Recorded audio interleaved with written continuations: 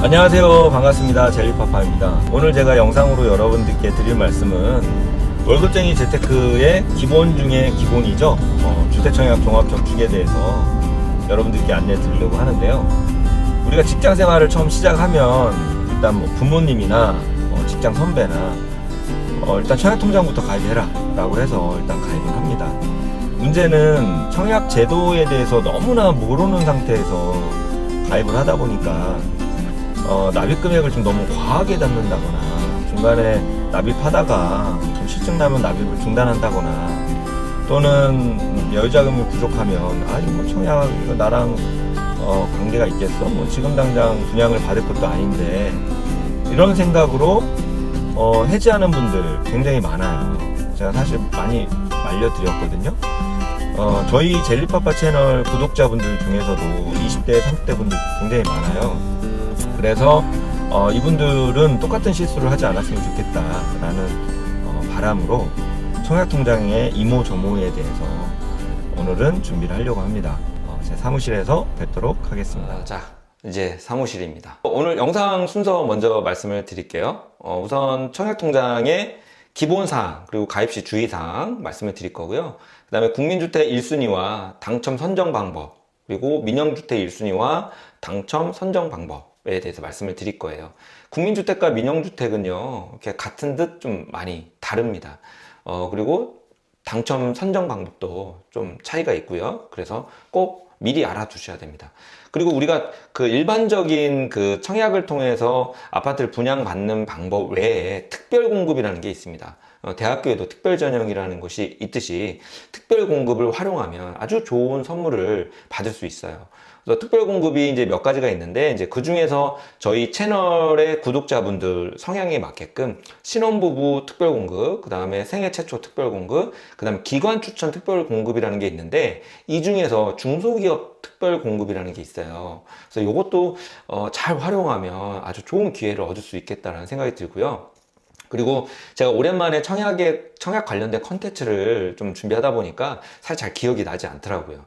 그래서 제가 청약 관련된 책 한 권을 읽었는데 너무 좋았어요. 너무 좋았고 이거 진짜 이 책은 좀 많은 분들이 좀 읽었으면 좋겠다라는 생각이 들어서 이 책을 추천을 좀 드려보려고 영상 후반부에 좀 준비를 해놨습니다.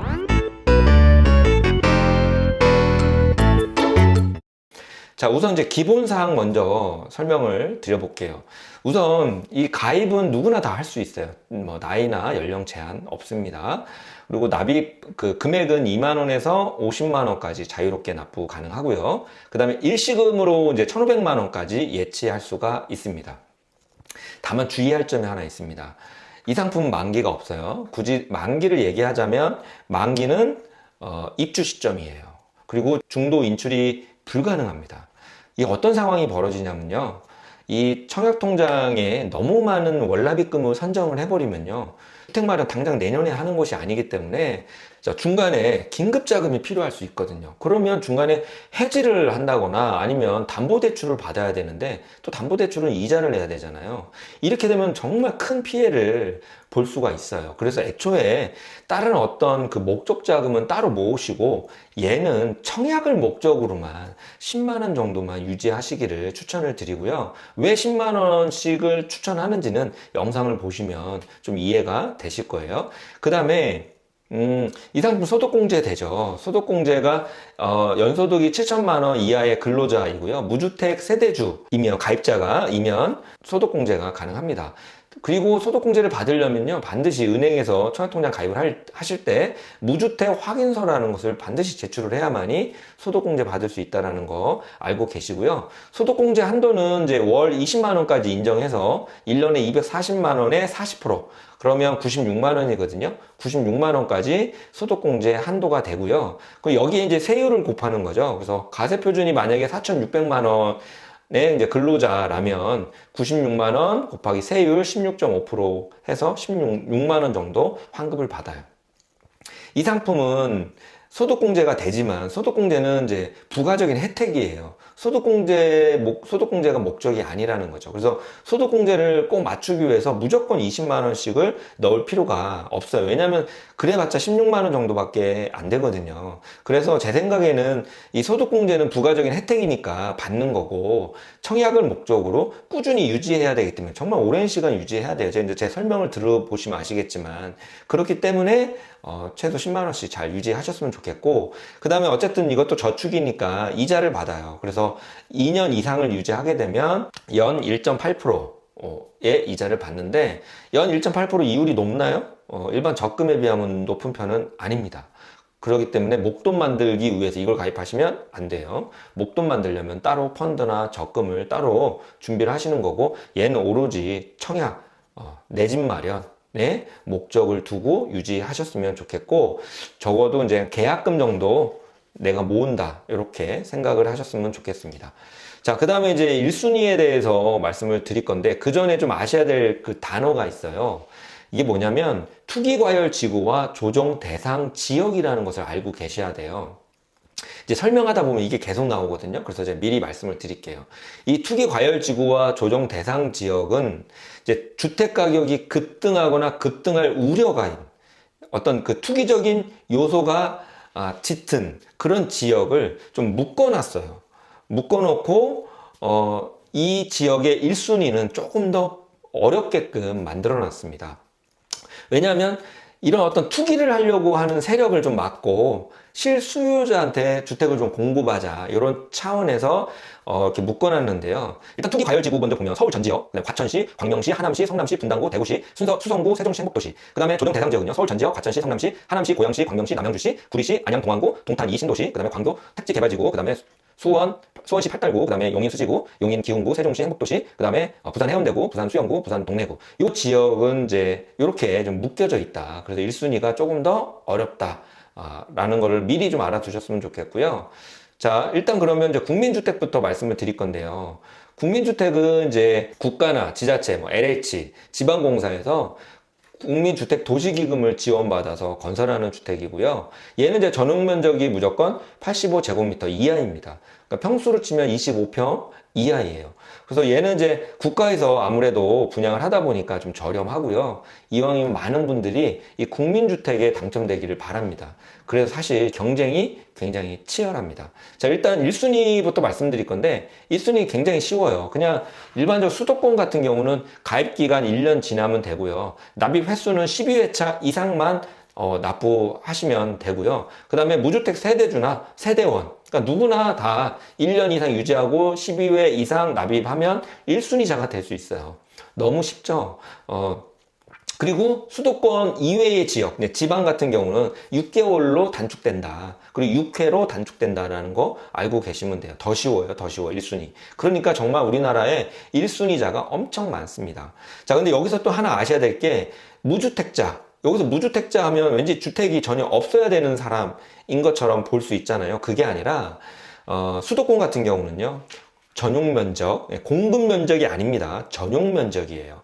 전용 면적이 60제곱미터 이하이고요. 그 다음에 공시가격, 매매 가격이 아닙니다. 공시가격은 훨씬 더 싸요. 공시가격 1억 3천만 원 이하, 이게 동시충족이에요. 이하의 주택을 소유한 사람도 무주택자다라는 거 알고 계셔야 되고요. 그다음 비수도권, 지방 같은 경우는요, 그냥 공시지가가 8천만 원 이하의 주택을 소유하고 있어도 무주택자로 보는 거예요. 그러니까 막 내가 주택을 조그마한 빌라 하나 갖고 있는데 나는 그냥 유주택자야 생각하고 그냥 청약 가입하지 않거나 아니면 그냥 해지하는 분들도 굉장히 많아요. 그러니까 그러지 말라고 제가 짚어드렸고요. 투기과열지구하고 조정대상지역은 이제 2배로 늘어나요. 기간이 2년 유지하시면 되고 24회 납입하시면 돼요. 대신 좀 대상이 좀 복잡해집니다. 일단 아까는 투기 그 외의 지역은 그냥 무주택 세대주나 세대원, 무주택 세대의 세대원이면 누구나 가능했잖아요. 자, 그런데 투기 과열지구하고 조정 대상 지역은요, 무주택 세대주만 1순위자가 될 수 있어요. 1순위자가. 그 다음에 과거 5년 이내에 당첨된 이력이 없어야 돼요. 이런 분들도 있어요. 당첨됐다, 그 지역이 마음에 안 들어. 그래서 그냥 포기해버리는 경우 있거든요. 그러면 향후 5년간은 1순위자가 될 수가 없어요. 그렇기 때문에 이 포기한 것도 당첨된 걸로 본다라는 거 아셔야 되고요. 해당 지역, 내가 청약을 넣으려고 하는 그 해당 지역에 1년 이상 거주해야 됩니다. 이렇게 투기과열지구하고 조정 대상 지역은. 왜냐하면 이런 데는 투기적 요소가 많고 돈 많은 사람의 어떤 그 자본이 들어와서 괜히 집값만 키울 수 있잖아요. 그렇기 때문에 해당 지역의 주민, 그 지역에 살고 있는 사람한테 먼저 혜택을 주겠다라는 거예요. 이런 그 투기 지역 같은 경우는.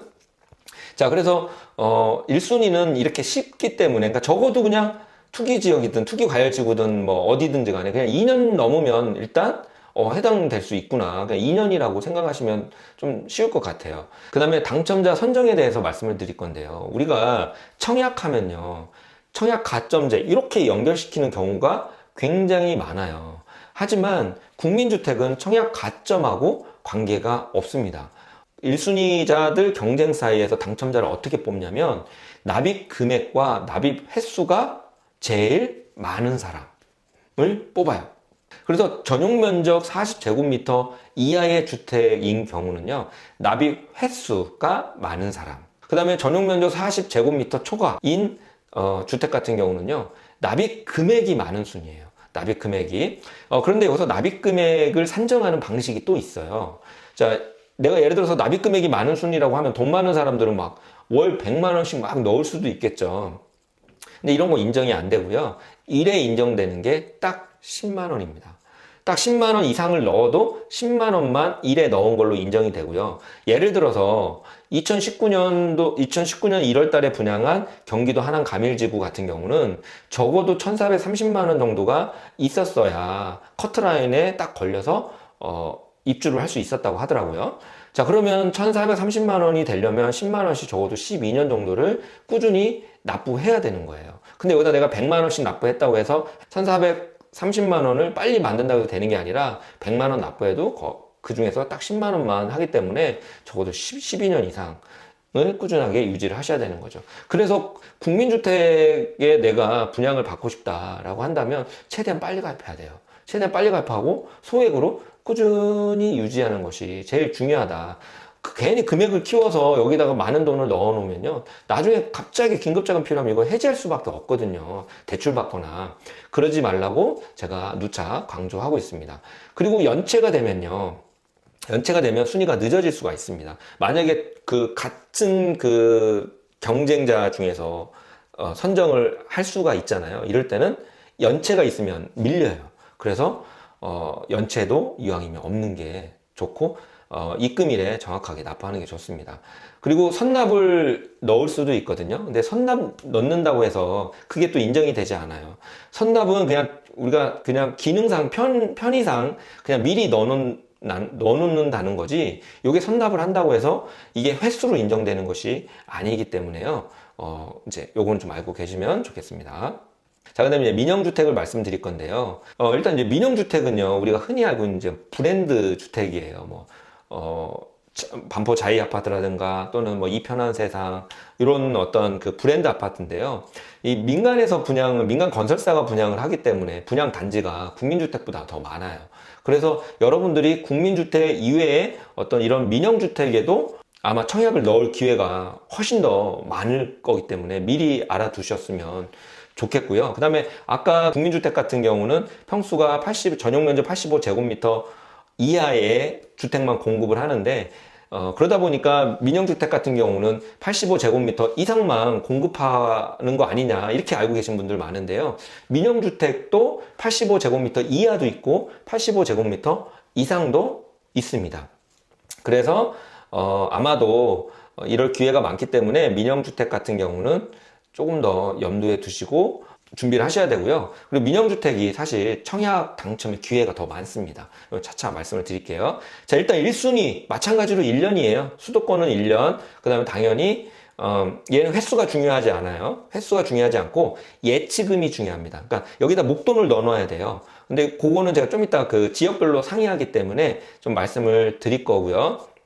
어쨌든 그냥 유지기간 1년이면 되고요. 지방 같은 경우는 수도권 이해 지역은 6개월 이상이면 됩니다. 그리고 아까 국민주택 같은 경우는 무주택자 세대주, 무주택 세대의 세대원 이랬었죠. 민영주택은 관계 없습니다. 유주택자도 똑같이 청약을 넣을 수가 있다라는 거. 자, 그 다음에 투기 과열지구 및 조정 대상 지역도 마찬가지로 얘도 2년으로 늘어납니다. 다만 그 대상에서 아까 이외의 주택에서는 그냥 일반 무주택자가 아니어도 다 청약을 넣을 수 있었는데요. 요런 이제 투기 과열지구 조정 대상 지역은 무주택 세대주이거나 1주택 세대주, 그러니까 1주택자까지도 봐주겠다라는 거예요. 그다음 가구 5년 이내에 그 당첨 이력이 당연히 없어야 되고요. 마찬가지로 해당 지역에 1년 이상 거주해야 됩니다. 그 동네 주민을 우선으로 해주겠다라는 겁니다. 자, 그 다음에 이제 예치금에 대해서 설명할 건데요. 이 예치금 기준 좀 헷갈려 하더라고요. 예치금이 지금 현재 내가 살고 있는 지역 기준이에요. 자, 제가 표를 하나 보여드릴 건데, 만약에 서울, 부산에 살고 계신 분이라면 어느 지역에 내가 청약 신청을 넣더라도 85제곱미터 이하라면 그 청약 통장에 300만 원 이상의 돈이 들어가 있어야 되고요. 또 내가 만약에 기타 인천광역시에 살고 있다. 그리고 서울에 분양을 받고 싶다 하더라도 내 통장에 250만 원이 있으면 됩니다.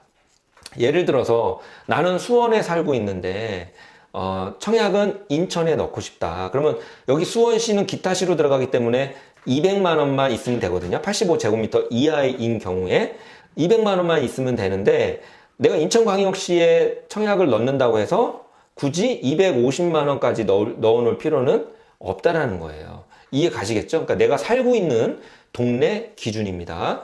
자, 그리고 85제곱미터 이하, 102제곱미터 이하, 135제곱미터 이하. 그러니까 내가 좀 어느 평수에 청약을 넣을지 모르잖아요. 그래서 좀 안정적으로 하려면 모든 면적 가능하려면 내가 서울 거주한다. 1,500만 원 이상만 넣어놓으면 모든 면적 가능하고요. 안전빵으로 모든 지역 다 가능하고요. 그 다음에 기타 광역시에 내가 살고 있다. 그러면 1,000만 원. 그리고 이제 기타 시에 살고 있다. 그러면 500만 원만 입금해 놓으면 되는데요. 이것도요. 우리가 그 입주 공고일 이전에만 이 돈이 들어가 있으면 돼요. 그렇기 때문에 굳이 처음부터 가입하자부터 1,500만 원 넣어놔야 되는 거 아니야? 이게 아니라 나중에 그냥 10만 원씩 유지하다가 이런 기회가 생기면 그때 돈을 빨리 예치해 놓으면 돼요. 그 전까지는 다른 곳에 여유 있게 돈을 좀 모아놓고 있다가요. 자, 그리고 이제 당첨자 선정 방법에 대해서 제가 좀 말씀을 드릴 건데요. 민영주택 같은 경우는 청약 가점제와 그 다음에 추첨제 이 두 가지를 다 이용을 합니다. 이제 가점제는 무주택 기간, 그 다음에 부양가족 수, 그 다음에 청약통장 가입 기간을 요걸 이제 믹스해서 점수로 산정을 하거든요. 요거 좀 이따 말씀을 드리고요. 그 다음에 추첨제는 이제 신청자 가운데서 추첨이에요. 그래서 민영주택이 훨씬 더 우리가 청약받을 확률이 더 높다라는 걸 말씀을 드리고 싶고요. 그리고 이제 85제곱미터 이하의 주택인 경우는요, 아무래도 실수요자가 더 많기 때문에요. 수도권 공공택지하고요, 그 다음 투기 과열지구, 여기는 무조건 100% 가점제를 이용합니다. 그래서 이게 정말 실수요자를 가려내겠다 이런 의지고요. 그 다음 조정 대상 지역 같은 경우는 그래도 25% 정도는 추첨을 통해서 뽑아요. 그러니까 우리도 아직 가점이 낮은 분들도 좀 희망이 있다. 그리고 기타 지역 같은 경우는 60% 정도, 60% 이상을 추첨을 통해서 뽑거든요. 그러니까 청약통장을 잘 유지해야 되겠죠. 그리고 이제 85제곱미터 초과되는 주택 같은 경우는요, 수도권 공공택지도 50% 이상을 추첨을 뽑고요, 투기과열 지구도 50% 이상을 추첨으로 뽑아요. 그리고 조정 대상 지역 같은 경우도 70% 이상, 그리고 기타 지역 있죠. 이 지역들을 제외한 나머지 기타 지역은 100% 추첨제입니다. 예, 이해 가시겠죠? 자, 그런데 여기서 추첨을 하는데요, 이왕이면 무주택자한테 줘야 되잖아요. 그래서 이 추첨 물량의 75%를요, 무주택자들 중에서 추첨을 하는 거예요. 그러니까 내가 무주택자이고 청약 가점은 낮더라도 이 민영주택 같은 경우는 당첨될 확률이 좀 높겠죠.